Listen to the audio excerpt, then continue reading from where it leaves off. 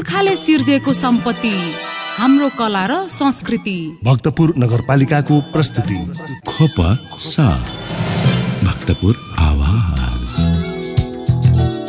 पुर्खाले सिर्जेको सम्पत्ति हाम्रो कला र संस्कृति। जो जलपा नमस्कार। भक्तपुर नगरपालिकाद्वारा सञ्चालित पृथक रेडियो प्रस्तुति खोपस भक्तपुर आवाजमा यहाँलाई हार्दिक स्वागत तथा अभिवादन। कार्यक्रम खोपस तपाईले साताको 3 विभिन्न फरक दिन सुन्न सक्नुहुनेछ। यो कार्यक्रम हरेक साताको सोमबार बिहान 7:30 देखि 8 बजेसम्म, हरेक साताको बुधबार बिहान 7:30 देखि 8:30 बजेसम्म र हरेक साताको शुक्रबार साँझ 6:30 देखि 7 बजेसम्म सञ्चार जगतको अभिन्न मित्र भक्तपुर FM 105.4 मेगाहर्ज को रेडियो तरङ्ग मार्फत प्रसारण हुने गर्दछ। साथै देश विदेशका विभिन्न स्थानमा रहनुहुने तपाईँ श्रोताले हामीलाई www.bhaktapurfm.com.np लगइन गरी अनलाइन वा हाम्रो पात्र एप्स मार्फत प्रत्यक्ष रूपमा कार्यक्रम सुनेर साथ दिन सक्नुहुनेछ। त्यसै गरी कार्यक्रम खोपस मार्फत प्रसारण भएका सम्पूर्ण श्रृङ्खलाहरू तपाईले कार्यक्रम खोपसको अफिसियल युट्युब च्यानल खोपस मार्फत जुनसुकै समयमा पनि सुन्न सक्नुहुनेछ। सदाझै कार्यक्रम खोपसको सोमबार विशेष श्रृङ्खला लिएर म कार्यक्रम प्रस्तुता सरिता दुवाल उपस्थित भइसकेकी छु। कार्यक्रम खोपसको आजको श्रृङ्खलामा हामी लामो समयसम्म शिक्षण पेशामा आबद्ध भई देश र जनताको निम्ति अतुलनीय योगदान पुर्याउनु भएका सक्रिय कार्यकर्ता एवं कुशल शिक्षक स्वर्गीय कामरेड शोभा प्रधान बारे जानकारी प्रस्तुत गर्नेछौँ। त्यसै गरी उहाँको जीवन र शिक्षण यात्राका बारेमा उहाँसँगै सहकार्य गर्दै सँगै अवकाश प्राप्त बागेश्वरी माध्यमिक विद्यालयका पूर्व शिक्षक ज्ञानसागर प्रजापतिको भनाइ कार्यक्रममा समावेश गर्नेछौँ। त्यसै गरी उहाँको जीवनलाई नजिकबाट बुझेकी मित्र शारदा माध्यमिक विद्यालयका शिक्षिका सुशीला कर्मचारीले स्वर्गीय कामरेड प्रधानको जीवन सङ्घर्षलाई कसरी सम्झिनुहुन्छ कार्यक्रममा प्रस्तुत गर्नेछौँ। विधाताले रचेको विधिको विधानलाई कसैले तार्न नसक्ने रहेछ। आउने र जाने तिथि र मितिको पनि दुनियाँमा कसैलाई पत्तो नहुने रहेछ। कतिखेर यो धरतीमा पदार्पण गराउने र कतिखेर धरतीबाट पुनः नवमै विलीन गराउने यसको हिसाब किताब र समय तालिका मान्छेको हातमा नहुने रहेछ। नेपाल मजदुर किसान पार्टीका अध्यक्ष नारायणमान विजुक्ष रोहितकी जीवन सङ्गिनी तथा नेपाल क्रान्तिकारी महिला सङ्घ केन्द्रीय समितिका कोषाध्यक्ष र नेपाल क्रान्तिकारी शिक्षक सङ्घको केन्द्रीय सदस्य कामरेड शोभा प्रधानको 2079 असार 8 गते बुधबारका दिन अपराह्न 3:45 मा उपचारको क्रममा ललितपुर हरिसिद्धि स्थित नेपाल क्यान्सर अस्पतालमा 62 वर्षको उमेरमा उहाँको निधन भएको छ। विक्रम सम्वत 2056 सालमा स्तन क्यान्सर रोगबाट ग्रसित भएका उनी आत्मबलका कारण पूर्ण रूपमा निको भइसकेका कामरेड प्रधान महिलाहरूको स्वास्थ्य र व्यवहारिक समस्याप्रति गम्भीर रही उहाँकै अगुवाईमा भक्तपुरका विभिन्न स्थानहरूमा क्यान्सर लगायत पाथेघरको प्याप्समेयर परीक्षण शिविर थालने गरी योगदान पुर्याउनु भएको थियो। क्यान्सर रोगबाट पूर्ण रूपमा निको भइसकेका कामरेड प्रधान पुनः विक्रम सम्वत 2074 सालदेखि पाथेघर क्यान्सरबाट पीडित थिइन्। जीवनको लामो समय शिक्षण, राजनीति, समाज सेवा गरेकी शोभा प्रधानको निधनको खबर धेरैका लागि अपत्यारिलो समेत बनेको थियो। उहाँको असामयिक निधनले परिवारजनलाई मात्र शोकमा डुबाएन, अन्य धेरैले एक कुशल र अथक महिला कार्यकर्ता, असल शिक्षिका समेत गुमाएको छ। कामरेड शोभा प्रधानको जन्म विक्रम सम्वत 2017 पुस 14 गते बुधबारका दिन रामेछाप जिल्लाको थोसेमा भएको थियो। पिता श्यामलाल प्रधान र आमा नारायण देवी प्रधानका 5 छोरी र 1 छोरा मध्ये सबैभन्दा जेठी शोभा प्रधानको बाल्यकाल रामेछापमै व्यतीत भयो। पिता पेशाले शिक्षक हुनुभएकाले उहाँको शिक्षा दीक्षा राम्रै रह्यो। कामरेड शोभा प्रधानले विक्रम सम्वत 2035 भदौ 20 गते आफूले शिक्षा आरम्भ गरेको शारदा माध्यमिक विद्यालय रामेछाप थोसेमै प्राथमिक शिक्षक पदमा अस्थायी नियुक्ति भई शिक्षण पेशाको आरम्भ गर्नुभएका प्रधानले 2036 साल पुस 4 गते प्राथमिक शिक्षक पदमा स्थायी नियुक्ति पाउनुभयो।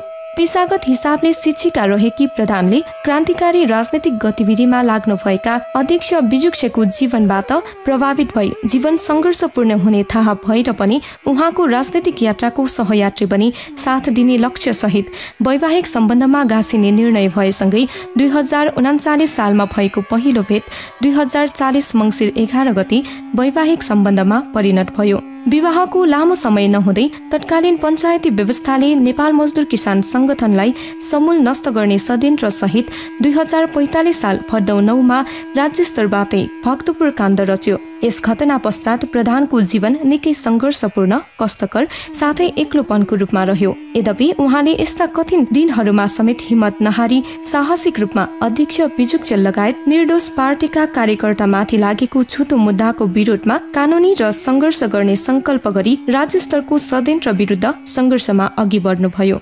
राजनैतिक रूपमा सक्रिय नहुँदा 2045 सालको भक्तपुर काण्डमा उहाँले भोग्नु भएको समस्याबाट पाठ सिकी शोभा प्रधानले महिला सङ्घमा आबद्ध भई कामदार महिलाहरूलाई राजनैतिक रूपमा समेत सङ्गठित र सचेत बनाउन नियमित रूपमा लागि परेका उहाँले 2053 सालबाट पुनः प्रकाशन हुन थालेको केटीहरू नामको महिला बुलेटिन प्रकाशनको सल्लाहकारका रूपमा महिला अधिकार, महिला स्वास्थ्य लगायतका विषयमा नियमित रूपमा कलम चलाउनु भयो।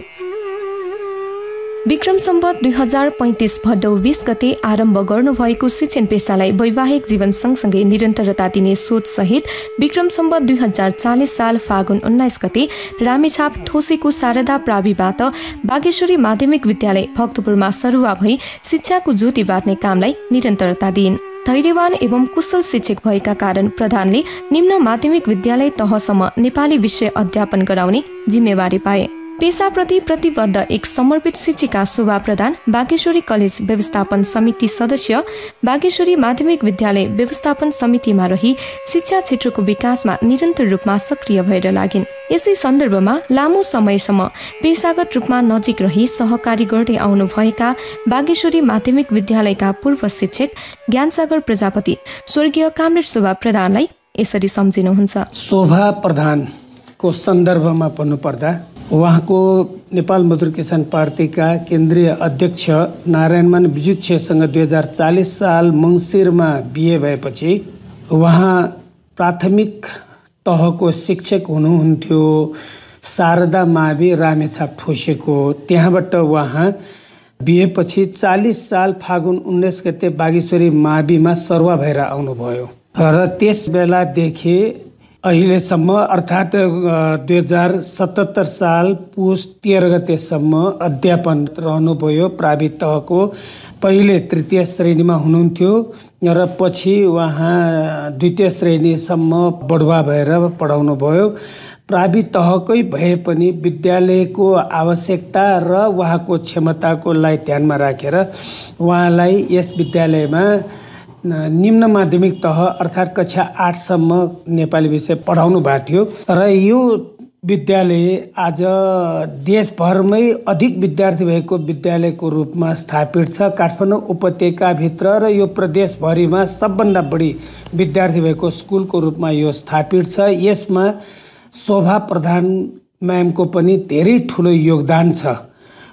यसको निम्ति उहाँले आफ्ना छोराछोरीहरू यही नै आफूले पढाउने स्कुलमै राख्नुपर्छ भन्ने मान्यता राखेपछि उहाँले आफ्नो छोरा कान्छो छोरा सुबानलाई पनि कलेजमा यही पढाउन लाउनुभयो र त्यसपछि उहाँकी नातिनी सामिप्यलाई पनि नर्सरी क्लासमा यही नै राख्न ल्याउनुभयो।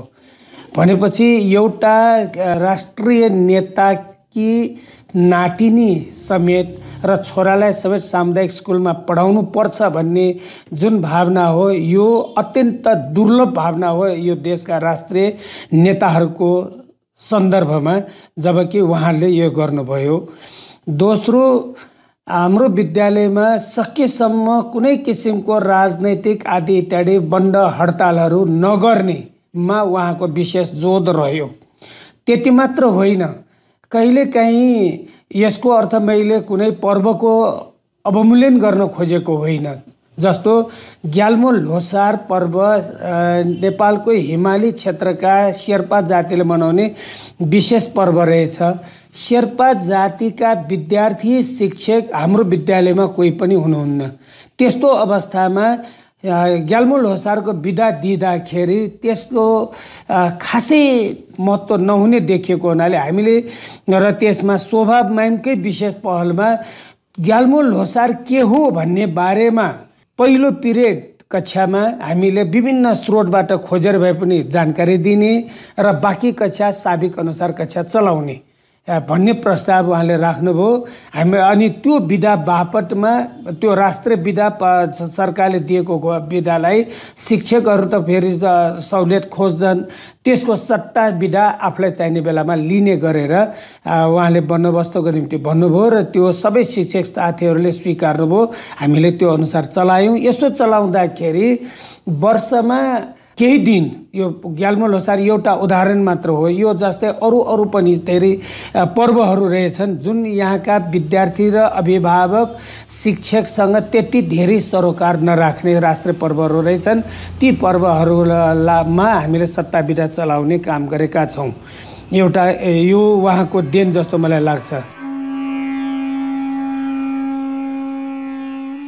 शिक्षकहरूको हक हितका लागि भएका गतिविधिहरूमा सक्रिय हुनुभएका शिक्षिका शोभा प्रधानले शिक्षक आन्दोलनको समय 2060 सालमा समेत शिक्षकहरूलाई उत्साहित र हौसला दिन उहाँले महत्त्वपूर्ण भूमिका निर्वाह गर्नुभयो। उहाँले शिक्षक र शिक्षिका बुलेटिन प्रकाशित गर्ने काममा समेत विशेष योगदान पुर्याउनुभयो। निरन्तर शिक्षण पेसामा रहेकी उनी 2077 पुस 13 गते उमेर हटका कारण अनिवार्य अवकाश लिनुभयो। जीवनको 42 वर्ष लामो समय शिक्षिका भएर बिताएकी उनी अवकाश प्राप्त भए तापनि शिक्षा क्षेत्रमा पनि निरन्तर रूपमा क्रियाशील भएर लागिरहिन्। लामो समयदेखि आफै रोगबाट ग्रसित रहेकी उनले अन्य कोही दीर्घ रोगीबाट पीडित व्यक्तिहरूलाई केही राहत होस् भन्ने सोचका साथ आफ्नो अवकाशबाट प्राप्त रु 2 लाख रकम प्रदान गरी शिक्षक कर्मचारी स्वास्थ्य उपचार कोष निर्माण गरी सहयोग गर्नुभयो। श्रोता, उहाँसँगै विक्रम सम्वत 2077 पुस 13 गते अवकाश प्राप्त बागेश्वरी माध्यमिक विद्यालयका पूर्व शिक्षक ज्ञानसागर प्रजापति ट्युछेनलाई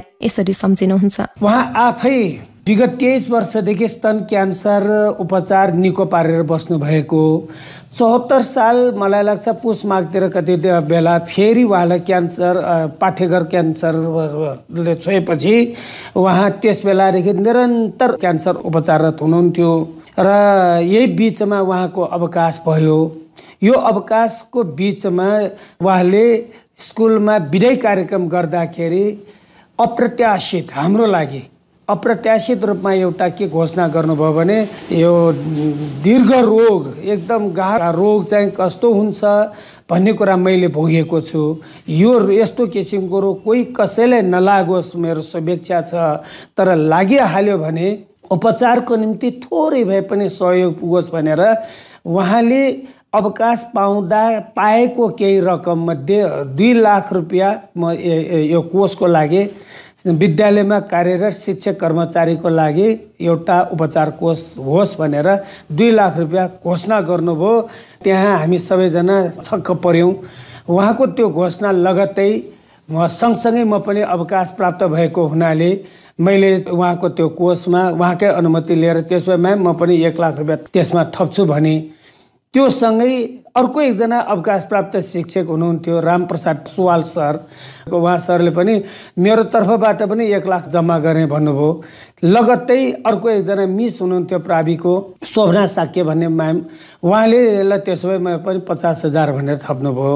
यसरी 4.5 लाखको कोष त्यहाँ तत्काल बन्यो र यो कुरा विद्यालय व्यवस्थापन समितिमा पुगेपछि विद्यालय व्यवस्थापन समितिले ल त्यसो भए यो कोषमा अर्को 5.5 लाख थप्दिउँ, 10 लाखको बनाउने होइन, 10 लाखको बनेको छ। मेरो भनाइ के हो भने आफै एउटा क्यान्सर पीडित भएको मान्छेले आफैलाई जति पैसा भए पनि नपुग्ने गरिकन उपचार भइरहेको शोभा म्यामले अरूको स्वास्थ्यको लागि 2 लाख रुपियाँ उहाँले प्रदान गर्नुभयो। यो सराहनीय होइन, अत्यन्त सराहनीय काम थियो उहाँले गर्नुभयो। अहिले त्यो कोष सञ्चालित छ। यस हिसाबले यसरी हेर्दाखेरि उहाँको हामीले प्रशंसा गर्नै पर्ने हुन्छ, गर्दछौँ पनि। दोस्रो कुरा, उहाँ नारायणमान बिजुक्छेको जीवनसङ्गी नै हुनुहुन्छ, एउटा नेताकी श्रीमती। तर कहिल्यै पनि उहाँलाई हामीले यो 40 सालदेखि 79 सालसम्म नै पनि सँगसँगै रहँदाखेरि उहाँमा कहिल्यै पनि बडापन हामीले देखेनौँ। असाध्यै सरलपना उहाँको सबैभन्दा ठुलो विशेषता। कुनै कसैलाई केही समस्या पर्यो भनेदेखि उहाँ नबोलिकन बस्नुहुन्न। यो यसो गर्नुपर्ने, यसो भयो।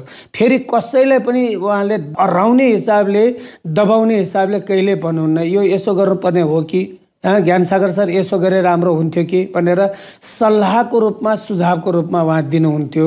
उहाँको अर्को यो नम्र स्वभावको एउटा विशेषता हो।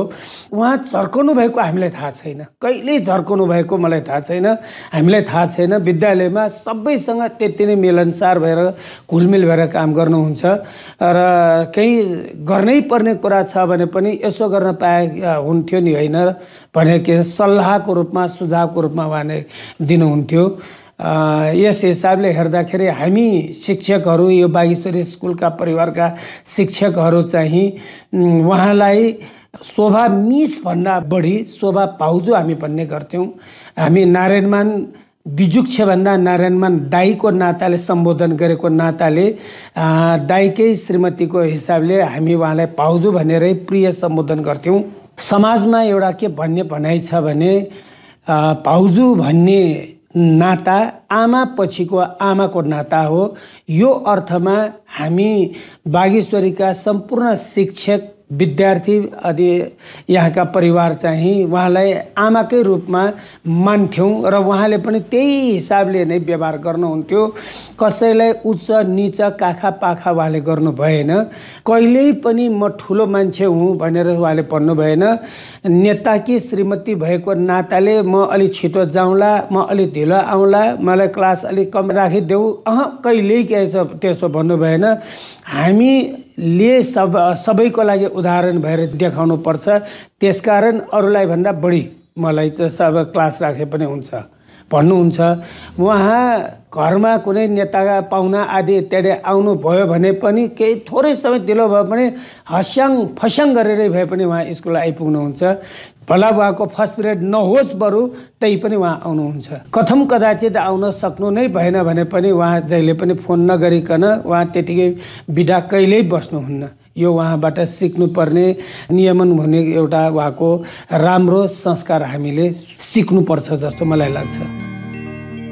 दाजु किजा त केपुङ भक्तपुर नगरपालिका या सुचम वर्षा व गर्मी या इख थो इले झिगु देया ठिठी ठासे हैजापुङ बिरामी त खाने डाइवा चुङलिङ थो इले झिसं स्वास्थ्य व सरसफाइ के ध्यान बेम फटट हसा झिठानो थो रोग फैले जिगु सम्भावना डगुलिङ थो रोगन थ बचे जुयो मेपिनानो बचेया लागिङ सरसफाइ के ध्यान बिय दिया लागिङ सक्कली नगरवासी दाजुकिजा टटा के पिन्ता भक्तपुर नगरपालिका इना पिङ चुङुड थो रोगम बचे जुएको उपाय त फोर्ता हन्ने लाठा हाकुमचिसिङ निश्चित थासे जगह तय दिस ना डायक जगह वो फिल्टर यंग जगह पपिय दिस बरोबर साबुन नाखन लासिलेगु बानी यंग दिस भुजिलम फुंगु वो बासिगु नसा जोलङ पपिय दे मते चर्पी जगह दिशा पिसाब यागु याकेगु बानी यंग दिस सर सफाई के विशेष ध्यान बिय दिस यदि थोइले बरोबर दिशा जुयन्तु चोनिगु बान्त जुइगु वो पास्याइगु वो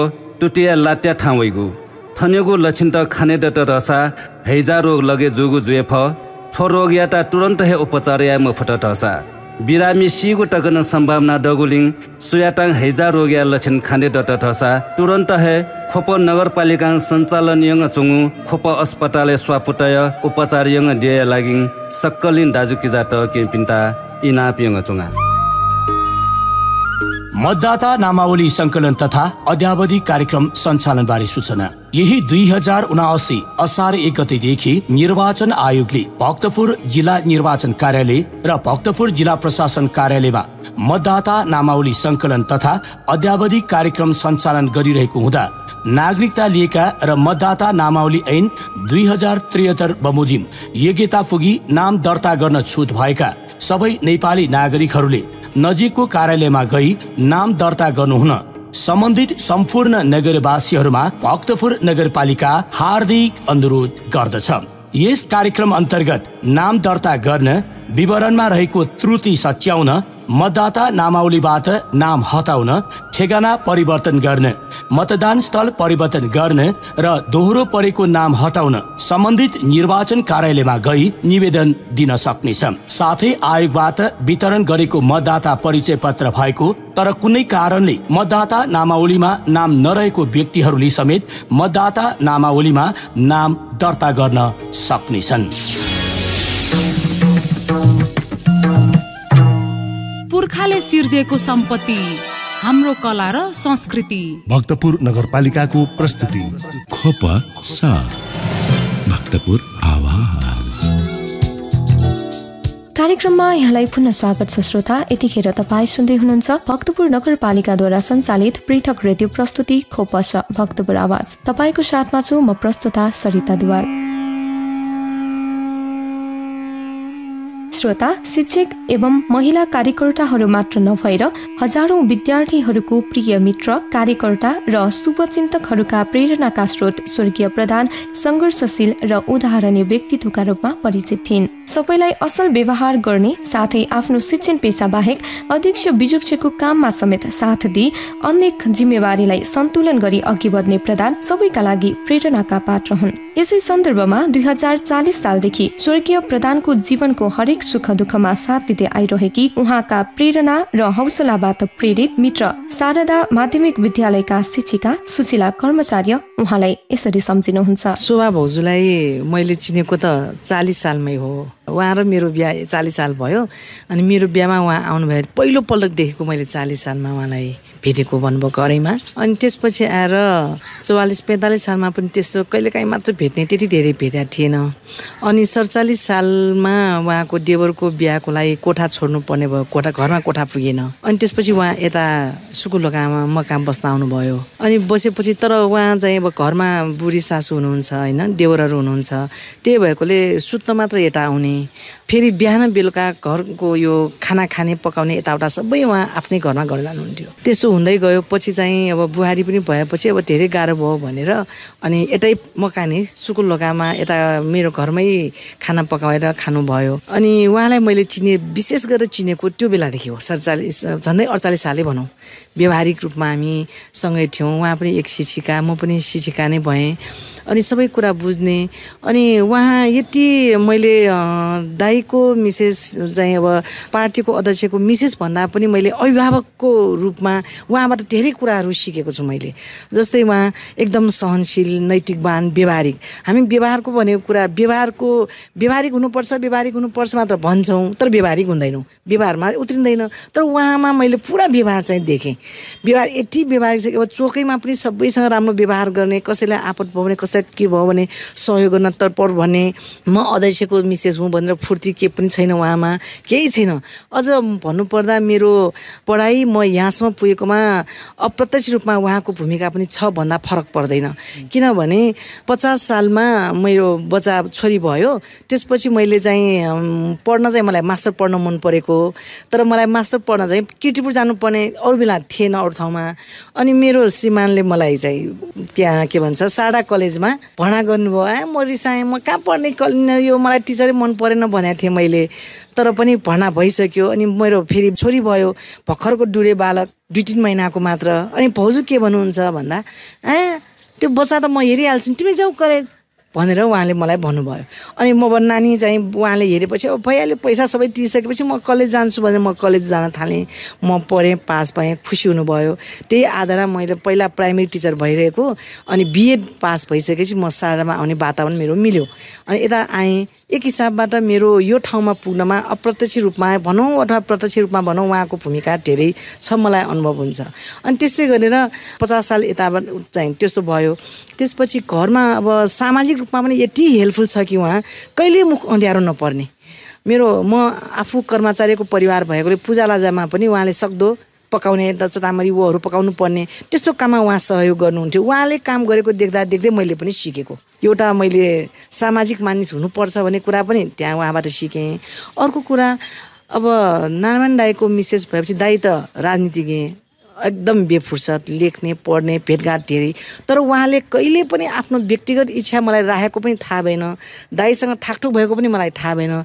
बच्चाहरू दुईजनाको जिम्मा लिएर उहाँ लागि परे व्यवहारिक रूपमा, पारिवारिक रूपमा दाइलाई कहिले पनि डिस्टर्ब गरेको जस्तो मलाई लागेन। त्यो कुरा पनि हामी महिला भएर सिक्नुपर्छ कि जस्तो लाग्यो। किनभने एकजना पुरुष सफल हुनलाई महिलाको हात हुन्छ भने जस्तै त्यो व्यवहार मैले पुरा 100% उहाँबाट मैले लिएको छु। अनि त्यसै गर्दा कहिलेकाहीँ घरैमा उहाँ एकदम सिम्पल साधारण मान्छे। अनि दाइको त विभिन्न आफ्नो चाहिँ पार्टीका मान्छेहरू भेट्न आइराख्ने उहाँ कहिले पनि गाह्रो नमाने, पकाएर पनि त्यतिकै खुवाउने। मलाई चाहिने मतलब हो भन्ने कुरा कहिल्यै छैन उहाँलाई। एकदम कहिलेकाहीँ यो जस्तै 52-53 सालमा मलाई लाग्छ विभिन्न अरू नेताहरू हाम्रो नेमकेपाका विरोधी नेताहरू पनि कहिलेकाहीँ भेट्न आउनुहुन्छ। अनि माथि बाबुहरू चाहिँ हामीलाई जे पार्टी भन्ने उहाँहरूलाई पनि यस्तो खुवाउने भन्दाखेरि बाबु त्यस्तो होइन, अतिथि भनेको सबै मान्नुपर्छ भनेर उहाँले अझ बच्चालाई फकाउँदै आफू काम गरेर खुवाउनुसम्म भएको मलाई त्यो पनि याद छ है। अनि त्यसपछि आएर कुरा गर्दाखेरि अब सम्झिने त धेरै छ। मैले मुख्य कुरा सिक्नुपर्ने व्यवहारिक नैतिकवान पुरा चाहिँ मैले उहाँबाट नै सिकेको भन्दा फरक पर्दैन। जीवनको अन्तिम क्षणसम्म पनि अरूलाई साथ र हौसला दिँदै प्रेरणाको स्रोत बन्न सफल स्वर्गीय कामरेड प्रधान वास्तवमै सहनशील, नैतिकवान र सरल हुनुहुन्छ।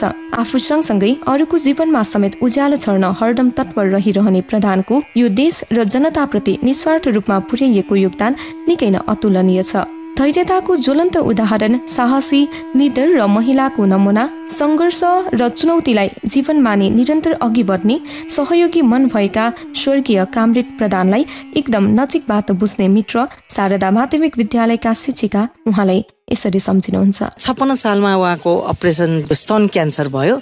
स्तन क्यान्सर भएपछि उहाँलाई टिचिङ हस्पिटलमा अपरेसन गरेर घर आएपछि आउनुभयो उहाँ। अनि एकदम गाह्रो त्यो बेलामा। अनि त्यो गर्दा गरे त्यही पनि उहाँको इम्युन पावर, इच्छा शक्ति, आत्मबल, हुन त क्यान्सरलाई आत्मबल बलियो हो भने औषधिले काम गर्छ भनेको सुनेको थिएँ, त्यो पनि हो जस्तो लाग्यो मलाई। यो आत्मबल बलियो भएर नै एकदम हेल्दी भयो र राम्रो काम गर्यो। झन्डै 56 सालदेखि लिएर 73-74 सालसम्म नै राम्रो भएको देखेँ। अनि 74 सालमा पछि फेरि यो पाठेघरको क्यान्सर हुँदाखेरि म भेट्न गएको पनि थिएँ, आएँ। अनि अहिलेको उपचार गर्दाखेरि उहाँले के भन्नुभयो त भन्दा पहिले त मैले देखेको भयो, म सँगै नै बसेको भएर उहाँलाई धेरै गाह्रो त्यो बेलाको। अनि अहिलेको, अनि मैले सोधेको थिएँ उहाँलाई पहिले र अहिलेकोमा के फरक छ भाउजू भनेर उहाँलाई सोद्धाखेरि उहाँले के भन्नुभयो त भन्दा पहिला त धेरै गाह्रो, अब केमो लिएर आउने, भोमिट हुने, डायरिया हुने, त्यसमा धेरै गाह्रो, अनि अलिकति सन्चो भएपछि फेरि अर्को केमो लिनुपर्ने, त्यो प्रोसेस थियो उहाँको। तर अहिलेको केमो चाहिँ अलिक महँगो छ, तर अहिले प्रविधि धेरै विकास भएर अलिक सजिलो चाहिँ भयो मलाई, त्यति गाह्रो चाहिँ छैन सुशीला भनेर उहाँले भन्नुभयो। अनि जहिले पनि हसमुख, जति गाह्रो भए पनि कहिले अन्ध्यारो मुख कहिल्यै भएन। अनि बरोबर अहिले पनि भेटघाट हुन्छ, अहिले त ठिक छ भन्ने उहाँको अन्य उज्यालो मुख। हुँदा अस्ति बिरामी हुँदासम्म पनि म घर जाँदा अब तल नबसौँ, जाउँ भान्सामै जाउँ, चिया पकाएर खाउँ, गफ गरौँ माथि भनेर माथि भान्सामा लगेर आफै चिया पकाएर खुवाउने त्यो समय पनि भयो। हुँदा म आइतबार नुन नखाने, अनि उहाँलाई त्यो कन्थ छ। अनि मलाई तिमी नुन खाँदैन आज, ल रोटी पकाउनु, तुरन्तै पिठो मुसेर रोटी पकाएर खुवाइहाल्नु हुने। त्यस्तोसँग पनि यो 2-3 महिना मलाई लाग्छ माघ फागुन होला कि त्यो अगाडि होला, त्यो मलाई याद छ। मैले चाहिँ त्यो कुरा कहिल्यै बिर्सन सक्दिनँ। अब उहाँबाट थाहा पाउनुपर्ने, सिक्नुपर्ने कुरा भनेकै सहनशीलता, नैतिकवान, व्यवहारिक, घर परिवार कसरी राम्रो गर्नुपर्छ भन्ने कुरा भयो। उहाँको इच्छा भनेकै आफ्नो परिवार सबै सुखी भयो भने म सुखी हुन्छु भन्ने भावना नै सबभन्दा ठुलो लाग्छ मलाई। त्यो कुरा हामीले बिर्सनु हुँदैन र उहाँबाट हामीले सिक्नुपर्छ जस्तो लाग्छ। स्वर्गीय कामरेड शोभा प्रधान शिक्षक एवं महिला कार्यकर्ताहरूका बीच प्रेरणाका स्रोत र हौसलाका पात्र हुनुहुन्थ्यो भने हजारौं विद्यार्थीहरूका लागि प्रिय मिस र कार्यकर्ताहरूबीच सङ्घर्षशील र उदाहरणीय व्यक्तित्वको रूपमा परिचित हुनुहुन्छ। धेरैको मन मस्तिष्कमा बस्न सफल कामरेड प्रधान आज हामी माझ रहनु भएन। उहाँको भौतिक शरीर नरहे तापनि उहाँको सम्झनामा उहाँको योगदान सदा स्मरणीय रहनेछ। उहाँप्रतिको हाम्रो सम्मान र कदर सधैँ रहिरहनेछ। पुर्खाले सिर्जेको सम्पत्ति, हाम्रो कला र संस्कृति। भक्तपुर नगरपालिकाको प्रस्तुति। खोप साथ, भक्तपुर आवाज। श्रोता, हामी लगभग कार्यक्रमको अन्तिमतिर छौँ। कार्यक्रम खोपसाको आजको श्रृङ्खलामा हामीले लामो समयसम्म शिक्षण पेसामा आबद्ध भई देश र जनताको निम्ति अतुलनीय योगदान पुर्याउनु भएका सक्रिय कार्यकर्ता एवं कुशल शिक्षक स्वर्गीय कामरेड शोभा प्रधान बारे विशेष जानकारी प्रस्तुत गर्यौं। तपाईलाई कार्यक्रम खोपसाको आजको श्रृङ्खला कस्तो लाग्यो? आफ्नो सल्लाह, सुझाव र प्रतिक्रिया अवश्य पठाउनुहोला। प्रतिक्रिया पठाउने ठेगाना कार्यक्रम खोपसा भक्तपुर आवाज, भक्तपुर नगरपालिका, वा तपाईले कार्यालयको फेसबुक पेज भक्तपुर म्युनिसिपालिटी मार्फत पनि प्रतिक्रिया पठाउन सक्नुहुनेछ। भक्तपुर नगरपालिकासँग सम्बन्धित सम्पूर्ण सूचना एवं जानकारीका लागि नगरपालिकाको वेबसाइट www.bhaktapurmun.gov.np मा हेर्न सक्नुहुनेछ। साथै नगरपालिकाका अन्य विविध गतिविधिहरूका लागि नगरपालिकाका प्रकाशनहरू खोपपौ र भक्तपुर मासिक पनि पढ्न सक्नुहुनेछ।